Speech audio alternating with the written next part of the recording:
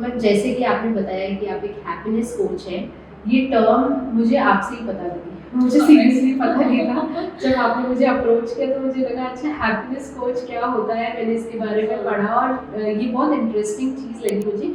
तो बताइए ये होता क्या है और आप हैप्पीनेस कोच कैसे बनी, आपकी जर्नी क्या रही है, वो जानना चाह रही हूँ। बेसिकली ये प्रोफेशन बहुत कम लोग इसीलिए जानते हैं। अभी हालांकि कोविड के बाद लोग काउंसलर्स, मेंटल हेल्थ एक्सपर्ट्स और ये सब चीज़ों पे लोग थोड़ा क्लिक हो रहे हैं कि मेंटल हेल्थ क्या है, लोगों को पता ही कोरोना के बाद चला है। हाँ। जबकि हम लोग है ना ये आई थिंक अपने एंसेस्टर्स के टाइम से फेस कर रहे हैं। हाँ। अब उस टाइम में तो आप देखिए कि जब आपके दादा परदादा ये लोग थे, वो लोग अपने मेंटल हेल्थ को ठीक करने के लिए मंदिर जाते थे। जी जी ठीक है। उनको कुछ नहीं समझ में आता, कुछ नहीं अच्छा लगता। आपने सुना होगा आपके घर के जो एंसेस्टर्स है वो काफ़ी लंबा टाइम मंदिरों में स्पेंड करते थे। अब जो जनरेशन आ रही है they don't have time you know and they want really practical answers of everything. They want the practical habits, they want practical practices, I could say that. तो समय आगे जा रहा है तो उसके साथ साथ मुझे लगता है चीज़ें और स्मार्टनेस और मेरे हिसाब से जो ये कोचिंग इंडस्ट्री है ये भी आगे बढ़ रही है। और जो हैप्पीनेस कोचिंग की आप बात कर रहे हैं, ये हैप्पीनेस कोचिंग काफ़ी टाइम पहले से ही है। आप अगर यूके, यूएस, कनाडा और आप बाहर के विदेशों में जाओ तो दिस इज़ वेरी नॉर्मल। हर एक फैमिली में एक लाइफ कोच या हैप्पीनेस कोच है ही है। जैसे हमारे घर के पर्टिकुलर पंडित होते हैं, महाराज होते हैं ना, वैसे उनके फैमिली के फैमिली कोच होते हैं। अच्छा। Family happiness coach, family life coach. तो वो एक कंपल्सरी पर्सन यू नो होता है। तो एक्चुअली ये एक सेल्फ डिस्कवरी वाली जर्नी भी कह सकते हो और ये लोगों के एक्सपीरियंसेस भी हैं और इसमें जर्नी में बहुत कुछ है। हालांकि मैंने एक बुक लिखी है 7 सीक्रेट्स ऑफ हैप्पीनेस, उसमें मैंने मेरी पर्सनल जर्नी कवर की है। साथ साथ मैंने ऐसे बहुत से टिप्स दिए हैं उस बुक में जो लोगों को डिप्रेशन टू हैप्पीनेस तक यू नो ट्रैवल करवा देंगी। अच्छा। मैं खुद एक डिप्रेशन फेज से निकली हूँ। आई थिंक अभी जब सर्वे हुआ था तब पता चला था हर 2 में से एक जना डिप्रेशन में है ही है। ये बिल्कुल वैसा हो गया, दिस इज़ वेरी कॉमन ना। अब जाके लोग डाइजेस्ट कर रहे हैं। पहले के टाइम पे अगर हम पेरेंट्स को बोलते आज से 10 साल पहले कि मम्मी मैं डिप्रेशन में जा रही हूँ तो दे डोंट एक्सेप्ट, बोले चल जा उठ जा बाहर जा तेरा काम कर ले, फालतू की बातें मत कर। सही बात है। इवन पेरेंट्स को अंडरस्टैंडिंग नहीं है। अब जाके धीरे धीरे जब जैसे जनरेशंस आगे जा रही है, जेन ज़ीज आर वेरी स्मार्ट जी है ना, तो जेन ज़ीज इस चीज़ को समझते हैं। हम जैसे मिलेनियल्स भी अब इस चीज़ को समझ रहे हैं। मेंटल हेल्थ, स्ट्रेस, प्रेशर अब आप देखो बहुत कॉमन है। जितना ये सब कॉमन है ना, अकॉर्डिंग टू नीड सोसाइटी में उस तरह से सपोर्ट भी स्टार्ट होना शुरू होना चालू हो ही जाता है। तो ये एक सपोर्ट है। Happiness coach is a support system to deal day to day stress, to deal day to day anxiety, to deal you know negative things को डील करने के लिए आपको पॉजिटिविटी चाहिए। अच्छा। तो आजकल के बच्चों को अगर आप बोलो कि आप मंदिर जाओ, प्रे करो, अभी उससे क्या होगा? आई वांट सॉल्यूशन ना। मुझे प्रैक्टिकल सॉल्यूशन चाहिए। आपके पास है तो दो, नहीं तो मेरे को फिर काउंसलर से बात करवाओ या मेरे को हैप्पीनेस कोच से कनेक्ट करवाओ या मुझे लाइफ कोचिंग चाहिए। तो आप जाके पेरेंट्स समझ रहे हैं कि अच्छा करियर के लिए काउंसलिंग चाहिए होती है तो लाइफ के लिए भी तो काउंसलिंग चाहिए। बच्चा स्ट्रेस में जाए नहीं जाए, happiness coaching is for your productivity. अच्छा। अब आप प्रेजेंट जिस फेज में चल रहे हो, आप चाहते हो मेरे को एक मेंटोर चाहिए, मुझे वहाँ से आगे ग्रो करना है, मेरे को एक पॉजिटिव एटमॉस्फेयर चाहिए, एक ऐसा इंसान चाहिए जिसके साथ मैं मेरी यू नो लाइफ के फेजेस को शेयर करूँ। तो हमारे पास ऐसे क्लाइंट्स भी आते हैं जिनका लाइफ में सब कुछ सही चल रहा है, there is no problem. Additional happiness coaching उनको सपोर्ट करती है to you know grow more, उनके प्रोडक्टिव ज़्यादा होने के लिए या उनकी ग्रोथ के लिए। बेसिकली हैप्पीनेस कोचिंग जो है वो एक सपोर्ट सिस्टम है। अच्छा। बेसिकली ये कह सकते हैं कि अगर लाइफ में सब कुछ ठीक चल रहा है बट अगर काफ़ी आजकल बेसिकली देखा जाए लोगों के पास बात करने के लिए कोई नहीं है, या फैमिलीज छोटी है या सिबलिंग्स भी देखा जाए अगर हैं भी तो इतना टच में नहीं है, सब अपनी लाइफ में बिजी हो जाते हैं एक पॉइंट ऑफ टाइम पे। तो एक हैप्पीनेस कोच आपके लिए एक जरिया है कि आप अपनी चीज़ों को बोल के एक्सप्रेस करें तो आपकी अल्टीमेटली ग्रोथ होगी, प्रोडक्टिविटी बढ़ेगी। क्योंकि चीज़ें अपन अपने अंदर रखते हैं तो होता है ना, अपन उन्हीं चीज़ों में उलझे रहते हैं, और जब आप एक बार उस चीज़ को एक्सप्रेस कर देते हो और सामने वाला आपको ऐसा मिल जाए जो आपकी चीज़ों को समझ जाए, तो आप अपने ऊपर और ज़्यादा काम कर पाओगे। मुझे ये समझ आया अभी आपकी बातों से। सी हमने एक रिसर्च किया, उसमें ये था ह्यूमन लाइफ का गोल क्या है। जी। हमने हर चीज़ के पीछे एक रिसर्च किया था। जैसे मैंने राजस्थान के जेलों में काम किया है 2 साल तक। अच्छा। I was working with prisoners and even उनके जो नियरेस्ट ड्यूटी ऑफिसर्स हैं उनके साथ भी काम किया।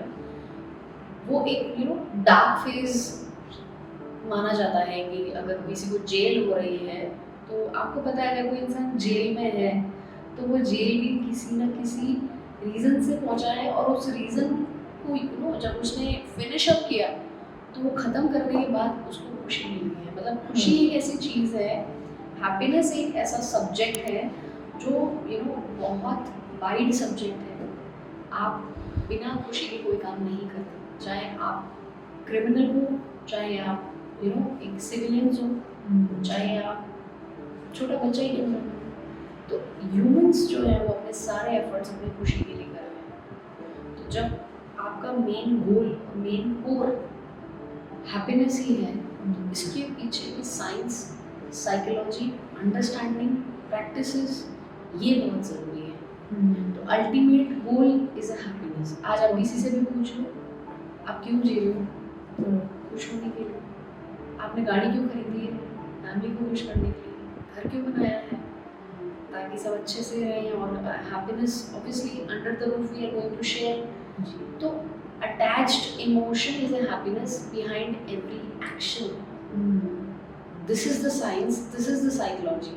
अभी आप क्रिमिनल से पूछो कि उसने वो मर्डर क्यों किया, वो भी यही बोलेगा कि उसको मार के मेरे को खुशी मिली है, अच्छा, इसलिए मैंने किया वो मर्डर। सही बात। समझ रहे हो? हाँ। तो अब उसने हालांकि उस सिचुएशन में उस इमोशन को अटैच किया, बट अल्टीमेटली इमोशन नहीं था। You got my point? हाँ, इमोशन वही, इमोशन वही, एक्ट वाले गलत हो, एक्ट गलत हो, उसे अभी अपना सही गलत नहीं पता, बट उसने किया क्योंकि उसको खुशी मिली इस चीज़ से। आप समझ रहे हो? तो ये एक बहुत वाइड सब्जेक्ट है। अब अगर ये सब्जेक्ट इतना वाइड है, डोंट यू थिंक सो इसका नॉलेज स्प्रेड करना बहुत ज़रूरी है, इसकी साइकोलॉजी स्प्रेड करना ज़रूरी है, ताकि हम इस चीज़ को पॉजिटिवली यूज़ करें। पर ये जैसे चीज़ों से अपन एसोसिएट करते हैं हैप्पीनेस, यस, किसी भी मटेरियल चीज़ से या किसी भी छोटे से इमोशन से अपन हैप्पीनेस को, जैसे कि एक प्रिजनर ने या एक क्रिमिनल ने मारा, उसे खुशी मिली, बट वो टेम्पररी है, छोटे से टाइम के लिए, 1 दिन 2 दिन 10 दिन, आखिर वो चीज़ के कॉन्सिक्वेंसेस कह लो, या उसके लिए कॉन्सिक्वेंसेस हो गए, दूसरे के लिए ये हो गया कि ठीक है मैंने कार खरीदी, हैप्पीनेस आई, कार चलाई, ठीक है हो गया। अब क्या, हैप्पीनेस थोड़े टाइम तक रहती है जब मटेरियल चीज़ों के साथ अपन एसोसिएट करते हैं। तो ये हैप्पीनेस का कॉन्सेप्ट है क्या? Actually I am going to share this thing with the audience as well, कि हैप्पीनेस और एक प्लेजर स्टेट, ये दोनों में फ़र्क है। सी बेसिकली आपको एक डिफरेंस समझना है। अगर कोई चीज़ आपको लॉन्ग टाइम तक सेटिस्फैक्शन दे रही है, तब तो आप उसे अपने साथ एसोसिएट करो एज अ हैप्पीनेस। बट अगर कोई चीज़, इवन हम लोग सब ऐसे ही ग्रो हुए, हमारे पेरेंट्स ने हमको ऐसे ही ग्रो किया है, पेरेंटिंग ऐसी हुई है, सबसे बड़ी बात है। यहाँ आने के बाद इस दुनिया को समझना बहुत ज़रूरी था। तो पेरेंट्स ने तो उतना ही बताया जितना उन्हें पता था, और उन्होंने इसीलिए उतना ही बताया क्योंकि उनके भी एंसेस्टर्स ने उतना ही बताया। तो जिसको जितना पता था वो उतना उसको स्प्रेड करता गया, यहाँ डाउनलोड करता गया, we can say that.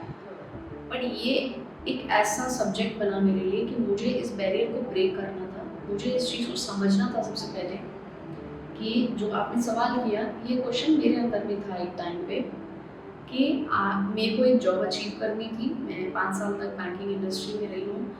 I was high paying job था, एक सेटिस्फैक्शन, दूसरों के according I was satisfied, but internal feeling was not match that reality.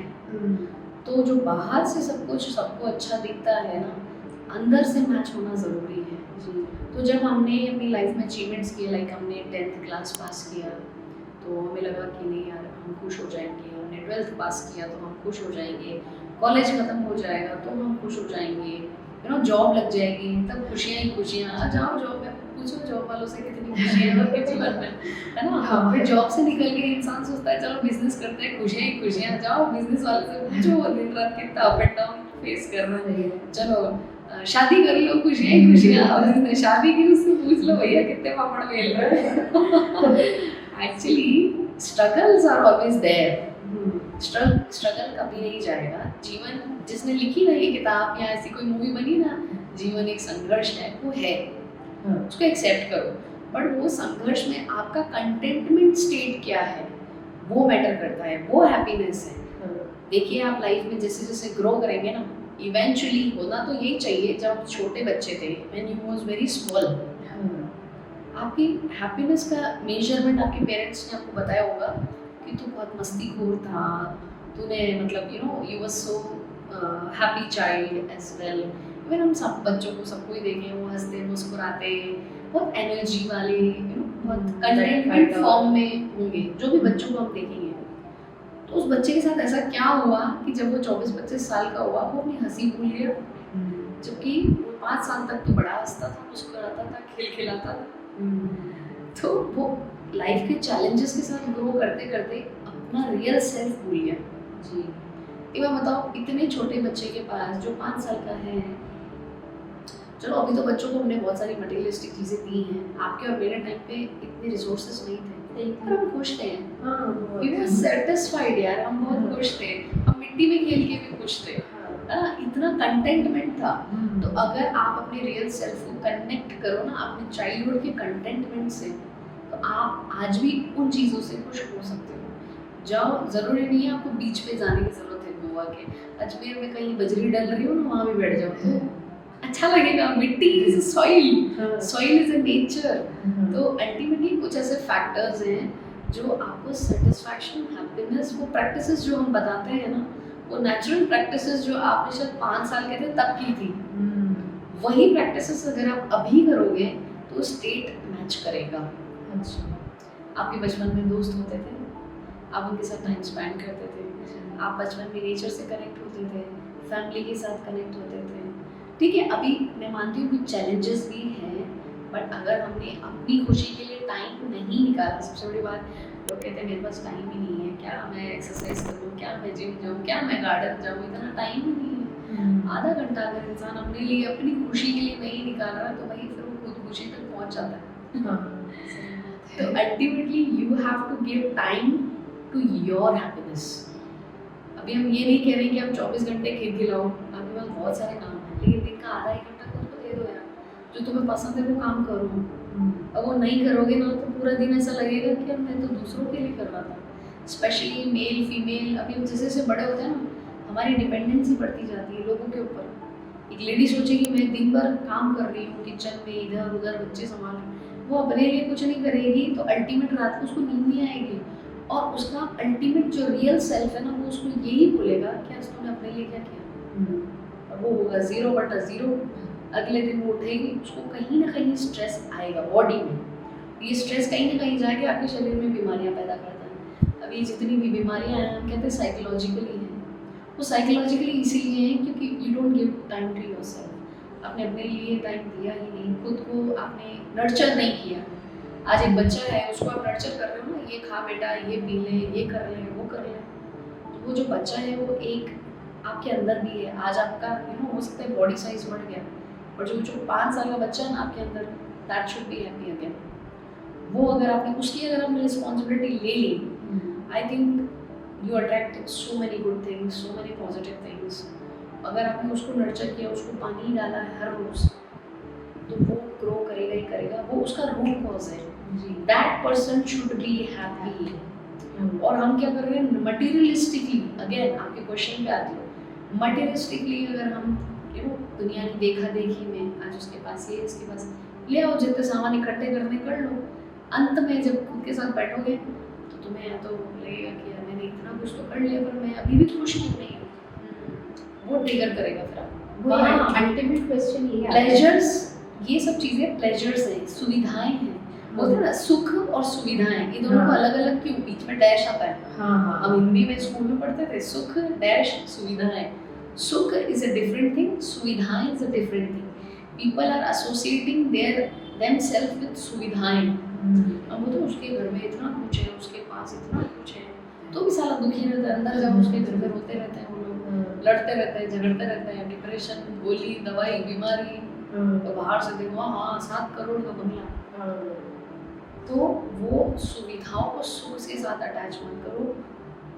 2 कमरे में रहने वाले लोग भी बहुत खुश होते हैं जी, हो सकते हैं, हाँ हो सकते हैं, मैंने ये कहा। वो अगर अपना कंटेंटमेंट समझ जाए। अच्छा, अगर जो ग्रोथ ओरिएंटेड लोग हैं जिन्हें आगे बढ़ना बहुत पसंद है, उन्हें अपनी ये इनर चाइल्ड हीलिंग करनी चाहिए। अगर वो अपने इनर चाइल्ड को हील करते रहेंगे, नेगेटिविटी उनसे बहुत कोसों दूर भाग जाएगी, जगह ही नहीं है फिर उसकी, नेगेटिविटी उसके आसपास भी नहीं होगी।